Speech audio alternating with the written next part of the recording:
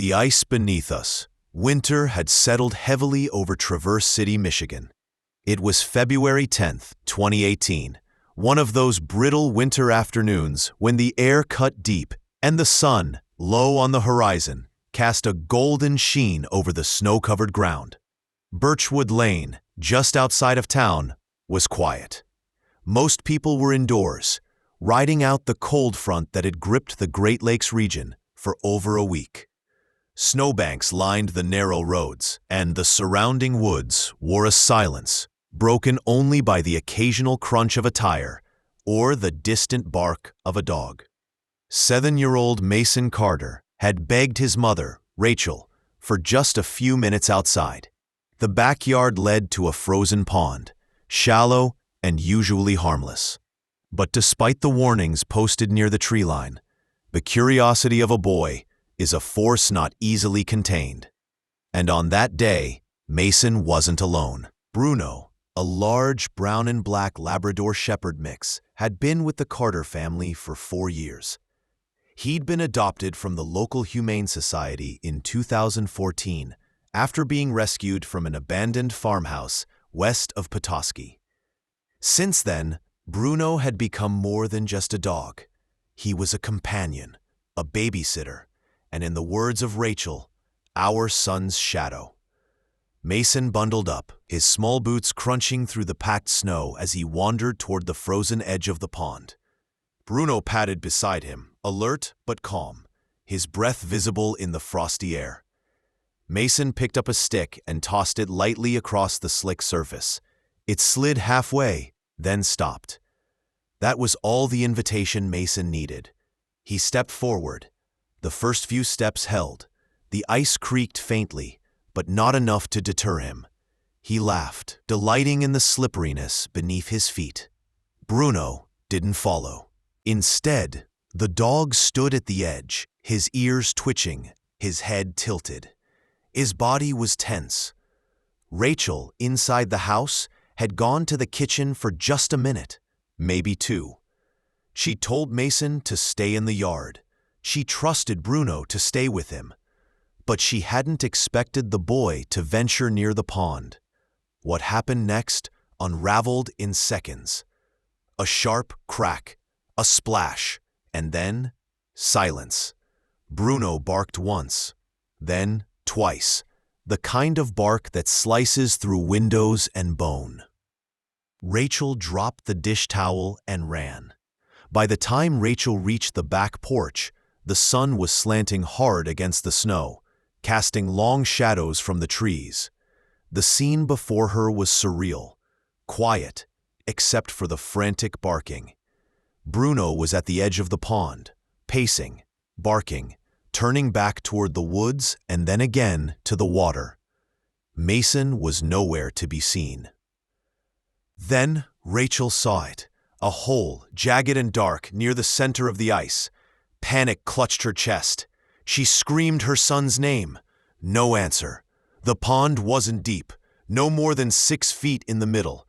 But in winter, that was enough. Hypothermia could set in within minutes. A child submerged in ice water could lose consciousness in less than 1.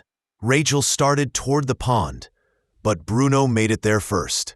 Without hesitation, the dog launched himself onto the ice. It cracked further, groaning beneath his weight, but he didn't stop. He moved cautiously, crouched low, his paws spread wide as he neared the edge of the hole. There, in the opening, Mason's arm flailed above the surface. His head barely broke the waterline. He was slipping. Bruno reached the edge and leaned forward. Rachel screamed again, "Get him, Bruno!" But the dog already had. He clamped his teeth gently onto Mason's coat, not the skin, but the thick back collar of his puffy parka.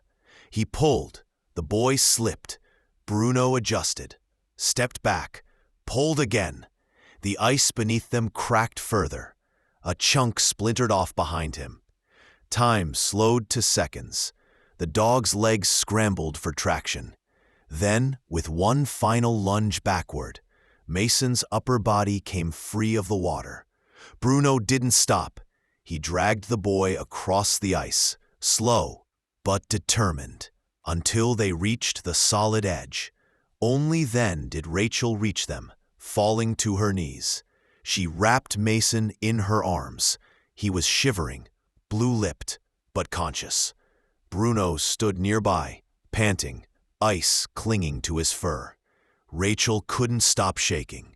She clutched Mason to her chest, her own breathing shallow and frantic, as the reality of what had just happened sank in. Mason was coughing, shallow, ragged gasps, his tiny hands frozen stiff.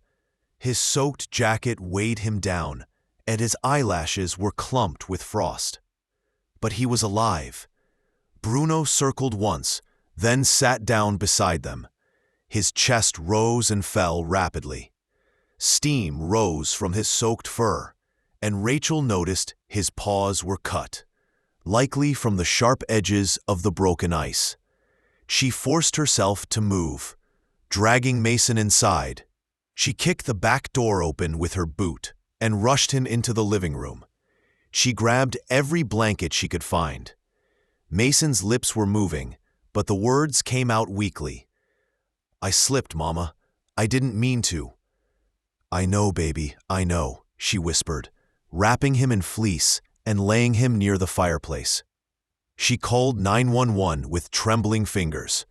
The dispatcher's voice was calm, instructing her to check Mason's pulse and breathing and keep him warm until help arrived. Meanwhile, Bruno stood guard by the door. He didn't bark, didn't whine, just stood there, alert and watchful, his eyes never leaving the boy. Paramedics arrived within minutes. The ambulance lights flickered against the snow-covered trees as EMTs rushed inside.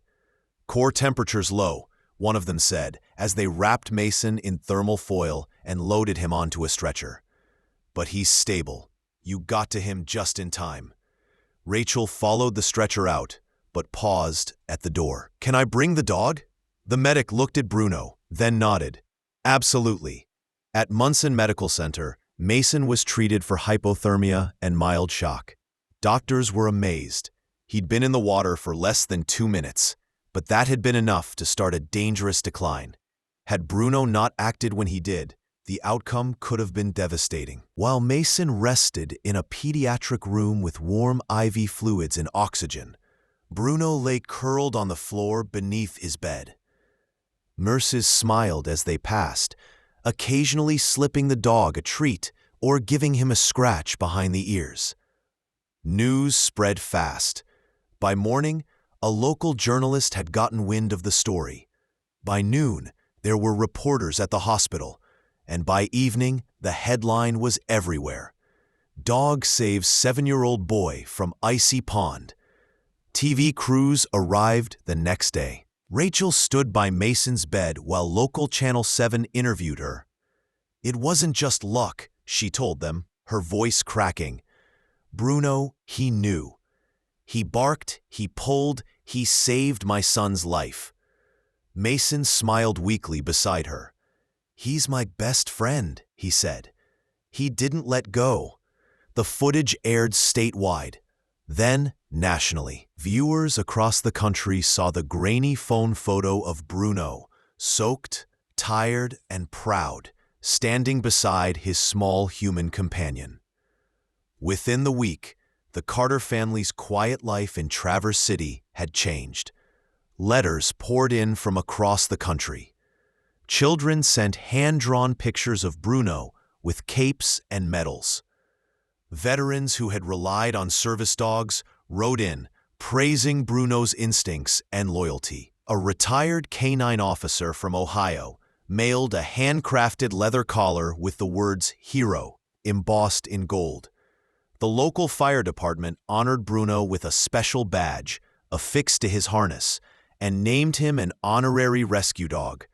At a ceremony held at the station, Mason stood proudly beside his dog while the chief read from a plaque, "For extraordinary bravery and life-saving action during a winter emergency, we recognize Bruno, a good boy, a true guardian, and a hero." Bruno didn't understand the fuss, but he accepted the applause with a calm tail wag and a blink of his deep brown eyes. Back at home, things slowly returned to normal. The pond was fenced off. Mason wasn't allowed outside alone anymore. Though now, he didn't ask. What never changed was the bond between boy and dog. Strong before, now it was unshakable.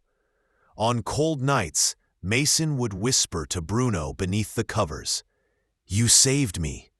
And Bruno, ever silent, would rest his head beside the boy, ears alert, as if always listening.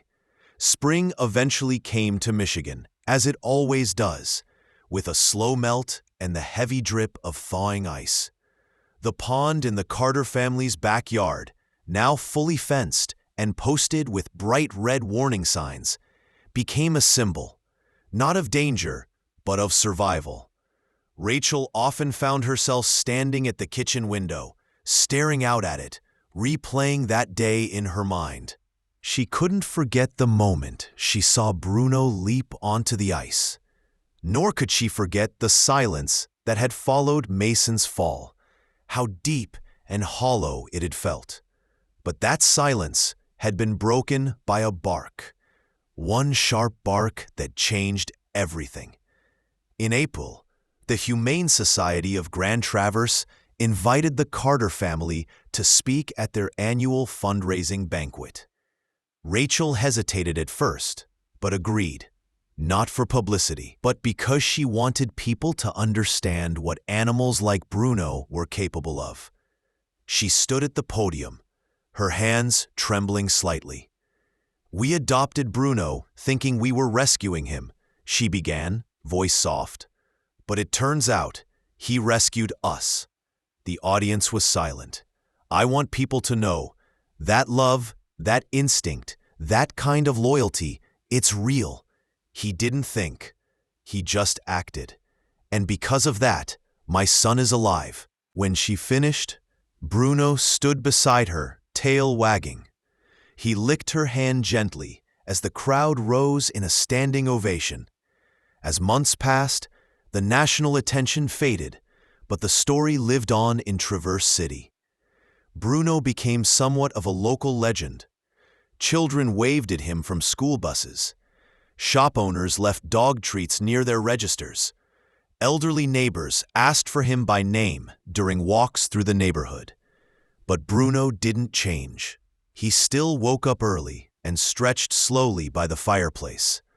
Still followed Mason to the door each morning and waited by the window until he returned.